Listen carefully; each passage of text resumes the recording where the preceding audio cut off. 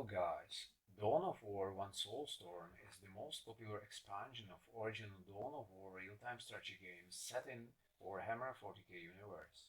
There are still many 1 versus 1 matches of experienced players being played recently. Ladder is alive and high-quality replays are available to be downloaded.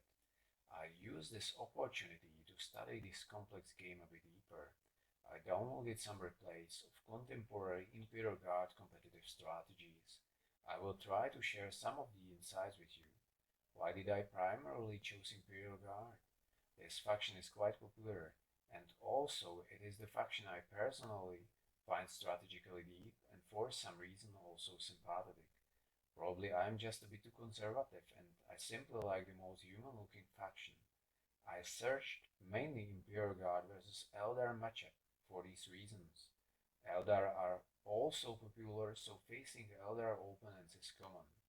Eldar are generally considered very strong, and so playing against them forces the player to choose really solid and poisonous strategies. I will show most ideas on the example game played by a British Imperial Guard player nicknamed alixUK against an Eldar player nicknamed KPO the 3rd on 2nd of September 2020.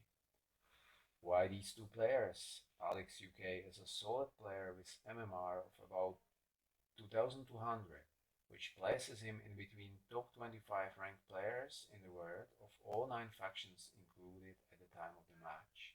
His opponent has solid around 1700 MMR ranking, which is comparatively significantly lower, but still proves he is quite an experienced player who can fight. His average actions per minute in this game were higher than Alex's, and he was able to deliver some punches. Well, the goal of this video is not to show the perfect play for both sides. It is more about demonstrating robust strategy from the point of view of Imperial Guard. So we will watch this game just from the Imperial Guard view. Anyway, I want to appreciate both players for this match and for the replay. Let's start with the Imperial Guard build order. On Tier 1, Imperial Guard player alixUK queues Guardsman, Guardsman and Builder. The map is Fata Morga, featuring 4 strategic points close to each other's player's base and 1 relic near each of the bases. There are 3 critical locations on this map also. Guardsman squad cost 160 resources, and let's remind you it has both the role of the capper and the role of the fighting unit. Both queued Guardsman squads are planned for capturing strategic points first, starting from the closest ones, to use the time economically. Builder makes infantry command and continues with a generator. Second builder is going to place the listening post first. Both of the builders are focused on building separate listening posts after to prevent easy hostile decapping and to start stronger economic foundation. Cooperative speed building is still not used. That means every builder is making their own building. After producing the second builder, the headquarters makes a commissar. This is an interesting idea which makes a lot of sense. Commissar has good fighting skills, and he can be more impactful in early harassment and early battles than a hypothetical third guardsman squad, especially if this guardsman squad is not reinforced. He can boost morale of the guardsmen, so he provides a strong buff. And when we reach tier 2 later, he gives the opportunity of the execute ability to double the guardsman's squad damage output for 10 seconds. By the way, execute ability's effect is not restricted for one squad, but it has effect radius of 30. That means you don't need a lot of commissars to provide this strong attack bonus for most or even all of your infantry army, if they stay quite near to each other. So alixUK goes with command squad, reinforced with priest, and later with another commissar to boost harassment potential to the enemy base, and 1 guardsman squad I will call active guardsman squad moves towards the area of enemy relic location and they are followed by the Commissar to show some sharp teeth also. The other guardsman squad, I'm calling passive squad, is just fulfilling the role of the points capping. After strategic points, it grabs the relic and then moves towards the outer critical location. This passive squad is not being reinforced at this moment. In general, this real-time strategy game is very challenging because of the attention split necessary to fulfill basic goals. Harassment seems essential in this build order to ensure you can be ahead of your Eldar opponent on tier 1. We are just working with command squad, one active guardsman squad and solo commissar in the role of attackers.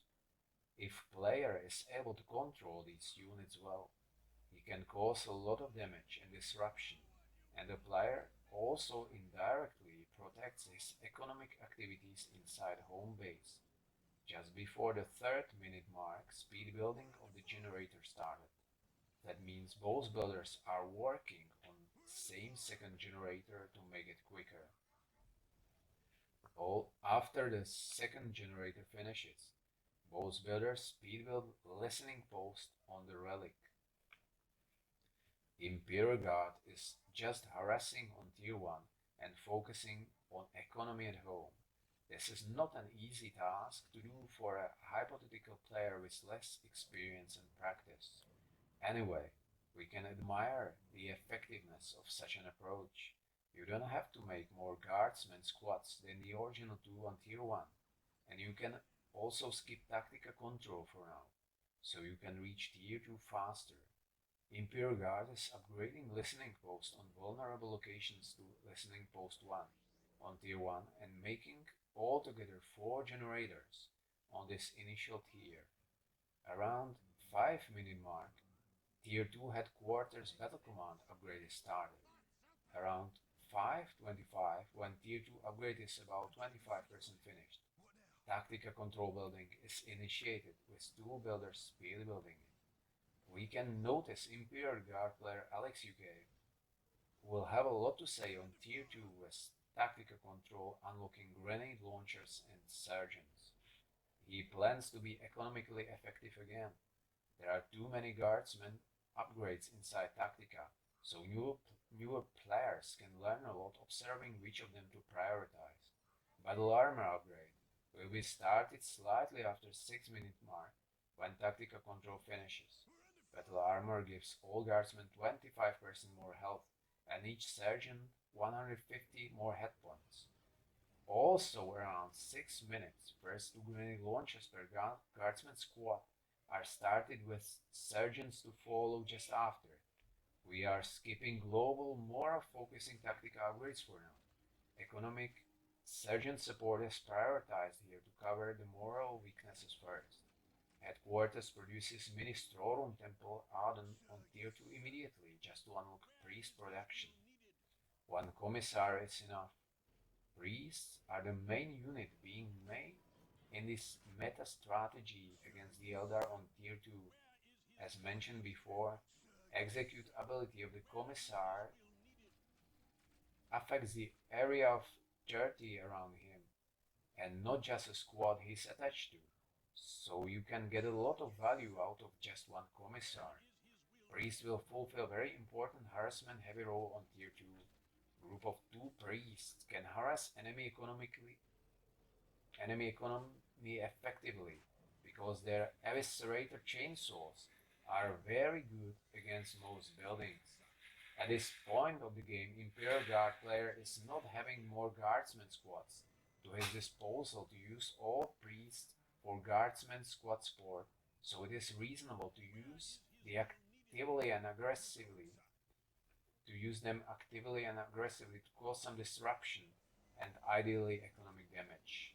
Fallen priests must be replenished on time to have them prepared for tier 3 elite infantry support. That means for Kasserkins and for Ogrins. Soon after 6-minute mark, heavy water turret is started near the relic location. Imperial Guard is heavily investing into tech. That means upgrades of the guardsmen and not into some sort of unit swarming, so making more defense seems logical. Before 7 minute mark, all listening posts are upgraded into listening post 1 to make better income and also to provide sturdy area defense and defensive shooting. At around 6:45, mechanized command is started by 2 builders who are speed building it again. Another one grenade launcher is added per guardsman squad. After this, both squads are massively reinforced by producing more squad members.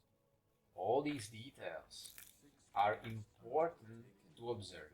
I guarantee it can be quite impossible for most inexperienced players to find out such meta-reinforcing sequences on their own.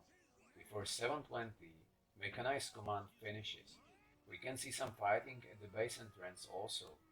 At Tactica Control second upgrade, satellite targeting resolution is already at about 50%. Satellite targeting resolution enhances lasgun, las pistol, and plasma gun range by 20%. More importantly, it is prerequisite for weapon specialization upgrade, which is planned next, and which doubles the damage of the grenade launchers, and in fact changes the guardsman squads into very destructive artillery-like units, able to dish out huge destruction. It also enables larger amount of heavy weapons per squad, up to 5 heavy weapons, in this case grenade launchers. In the mechanized command, 1 Chimera transport vehicle is built to provide cover and mobility for 2 reinforced guardsman squads. After this, Sentinel Depot is produced immediately to strengthen anti-vehicle fighting potential. We can observe the other player relies a lot on Vipers, so Sentinels are planned to counter this approach.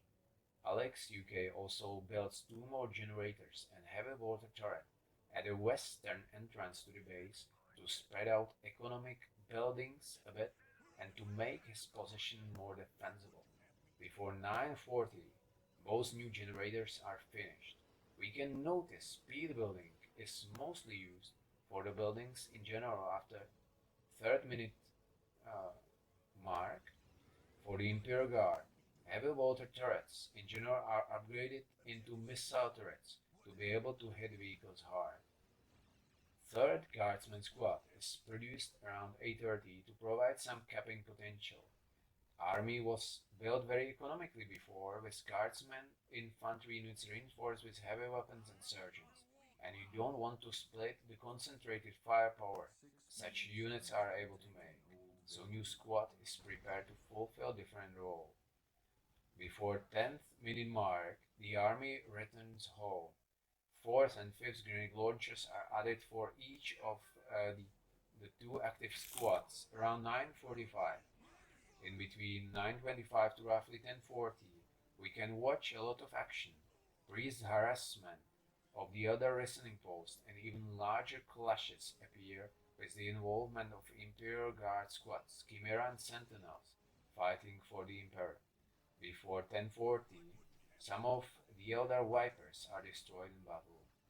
Around 10th minute mark, global power generation upgrade called Improved Power Grid is started. This research lasts 60 seconds and adds bonus 33% to power generation rate. Soon after this, also requisition general global upgrade is initiated. This research is called Escalate Engagement, and it provides 20% bonus to requisition generation.